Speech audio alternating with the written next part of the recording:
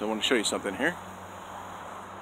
This is a tent worm on a persimmon tree. You can see these little round boys on there. These are seasonal. These are pests. The nests look really cool though. They spin this silky web. It looks really Halloween-like. Definitely a sign of fall. I think September is when they hatch and become moths.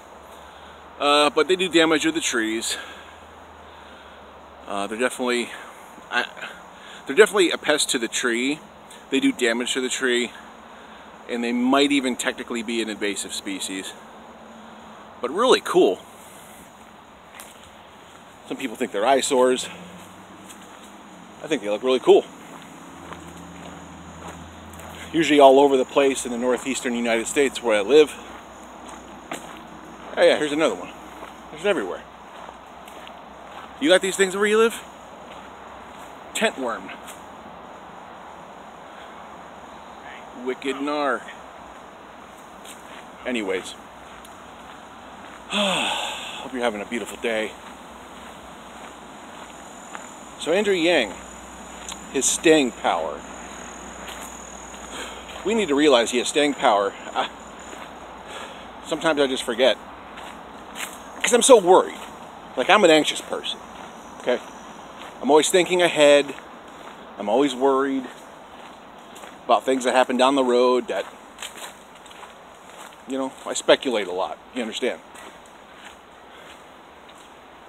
And the same thing here is, you know, with Andrew Yang being around 2 and 3%, it's just kind of like, I don't know, I'm worried. Even though he has September and October, you know, that's great. That's great stuff. But I'm just worried that if he drops below that, he's going to be done. The primary is all about attrition. It's all about survival of the fittest. So you just can't accept less or accept, you know, a low bar.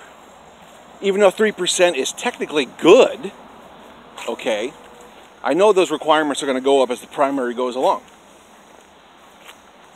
But one thing I have noticed is that two things. One, Andrew Yang has staying power, like I said. Now mix that staying power with contenders dropping out.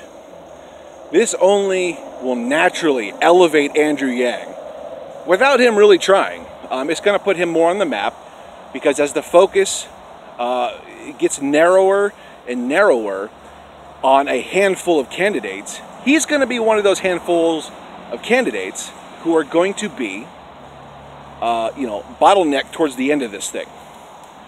So I got to keep that in mind. As an anxious person, you know, I got to keep that in mind, that, you know, Andrew Yang has so much more potential because of his staying power. His September debate stage is locked. His October debate stage is locked.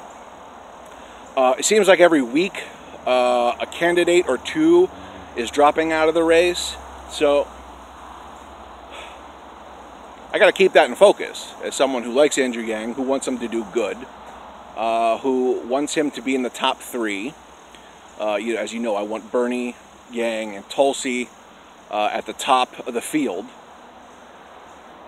You know, I just see good things for Andrew Yang because of those two scenarios. So I just want to throw it out there at you, especially for my my anxious subscribers.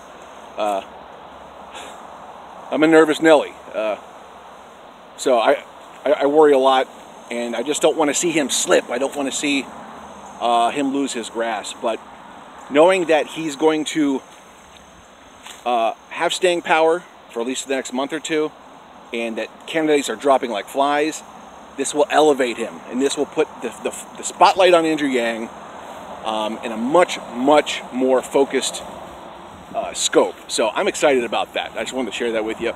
Let me know what you think. Like, share, subscribe, click the bell, and I'll meet you down in the comments. Hi, Bumble Boy.